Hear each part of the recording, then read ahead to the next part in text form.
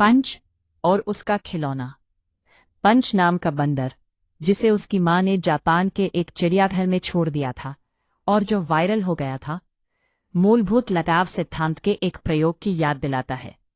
Mark Nielsen और the conversation US द्वारा एक नर मकाक बंदर जिसके पास एक टेडी बंदर का खिलौना है।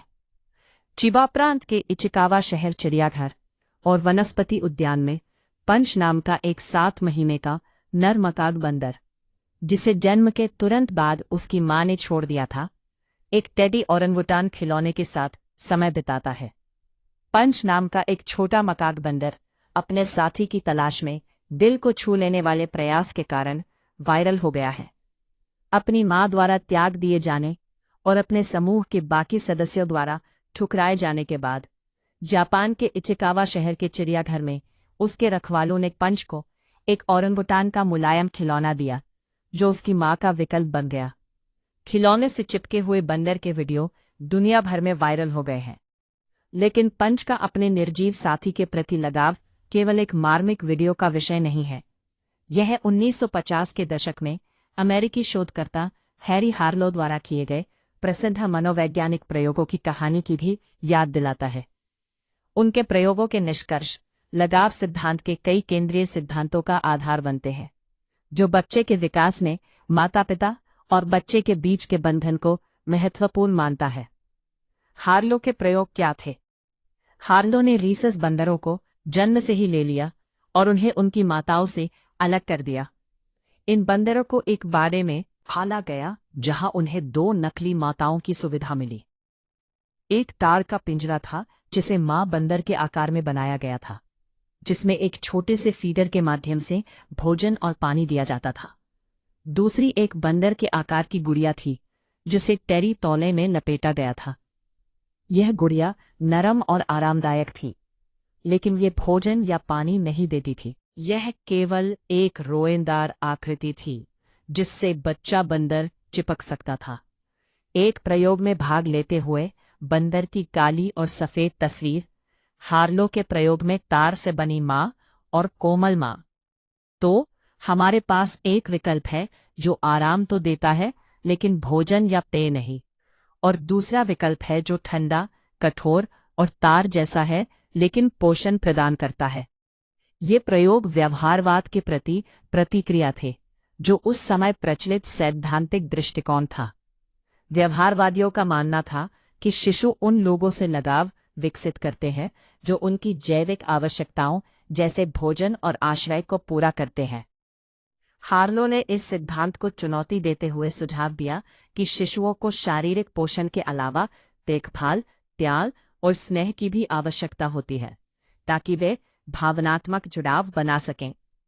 एक व्यवहारवादी को उम्मीद होती कि शिशु बंदर अपना सारा समय उन्हें खिलाने वाली तार की मां के साथ बिताएंगे, लेकिन वास्तव में ऐसा नहीं हुआ। बंदर प्रतिदिन टेरी तौलिए से बनी मां से चिपके रहने में काफी अधिक समय बिताते थे। हार्लो के 1950 के दशक के प्रयोगों ने लगाव के आधार के रूप में कोमलता, देखभाल और दयालुता के महत्व को स्थापित किया। हार्लो ने दिखाया कि अवसर मिलने पर शिशु शारीरिक पोषण की तुलना में भावनात्मक पोषण को अधिक पसंद करते हैं। हार्लो की खोज महत्वपूर्ण थी क्योंकि इसने उस समय के प्रचलित व्यवहारवादी दृष्टिकोण को पूरी तरह से बदल दिया। इस प्रचलित दृष्टिकोण के अनुसार मनुष्यों सहित प्राइमेट्स पुरस्कार और दंड के चक्रों में कार्य करते हैं और भूख और प्यास जैसी शारीरिक आवश्यकताओं को पूरा करने वाले किसी भी प्राणी से लगाव विकसित करते हैं। भावनात्मक पोषण बिहेवियरवादी प्रतिमान का हिस्सा नहीं था। इसलिए जब हार्लो ने अपने प्रयोग किए तो उन्होंने प्रचलित सिद्धांत को चुनौती दी, को पूरी तरह से उलट दिया। बंदरों की भावनात्मक पोषण के प्रति प्राथमिकता, जो कि रोएंदार तौलिए से ढकी नकली मां को गले लगाने के रूप में थी, ने लगाव सिद्धांत के विकास की नींव रखी। लगाव सिद्धांत कहता है कि स्वस्थ बाल विकास तब होता है जब बच्चा अपने देखभालकर्ता से सुरक्षित रूप से जुड़ा होता है। यह माता पिता या देखभालकर्ता द्वारा बच्चे को भावनात्मक पोषण, देखभाल, दया और ध्यान प्रदान करने से प्राप्त होता है। असुरक्षित लगाव तब होता है जब माता पिता या देखभालकर्ता ठंडा, दूर, दुर्व्यवहार करने वाला या उपेक्षा करने वाला व्यवहार करते हैं। रीसस बंदरों की तरह ही आप एक मानव शिशु को उसकी जरूरत के हिसाब से सब कुछ खिला सकते हैं, उसे सभी आवश्यक पोषण दे सकते हैं, लेकिन अगर आप उसे स्नेह और प्यार नहीं देंगे तो वो आपसे लगाव नहीं विकसित करेगा। चिड़ियाघर में कोई प्रयोग नहीं किया जा रहा था, लेकिन पंच की स्थिति अनजाने में हार्लो द्वारा किए गए नियंत्रित प्रयोग को दर्शाती है। इसलिए प्रायोगिक सेटअप को अधिक प्राकृतिक परिवेश में दोहराया गया, लेकिन परिणाम काफी हद तक समान दिखते हैं। जिस प्रकार हार्लो के बंदर अपनी टेरी टॉवल से ढकी मां को पसंद करते थे, उसी प्रकार पंच ने अपने आइकिया के मुलायम खिलौने से लगाव विकसित कर लिया है।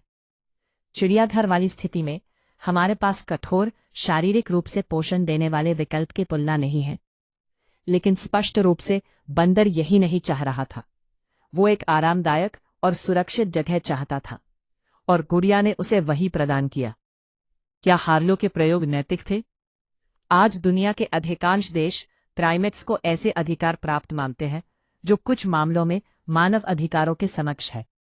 आज के समय में हम हार्लो के प्रयोगों को क्रूर और निर्दयी कृत्य मानेंगे। किसी मानव शिशु को उसकी मां से अलग करके ऐसा प्रयोग नहीं करेंगे, इसलिए हमें प्राइमेट्स के साथ भी ऐसा नहीं करना चाहिए। ये देखना दिलचस्प है कि लोग 70 साल से भी पहले किए गए एक प्रयोग से इसकी समानता को लेकर इतने आकर्षित हैं। पंच नाम का बंदर सिर्फ इंटरनेट का नवीनतम पशु सेलिब्रिटी ही नहीं है, बल्कि ये भावनात्मक पोषण के महत्व की याद दिलाता है। हम सभी को सुकून भरे माहौल की जरूरत है। हम सभी को सुरक्षित माहौल की जरूरत है। शारीरिक पोषण से कहीं ज्यादा जरूरी है प्यार और अपनापन हमारे स्वास्थ्य और कार्य संचालन के लिए। ये लेख मूल रूप से द कन्वर्सेशन पर प्रकाशित हुआ था। इवाल्ट, प्रधान संपादक,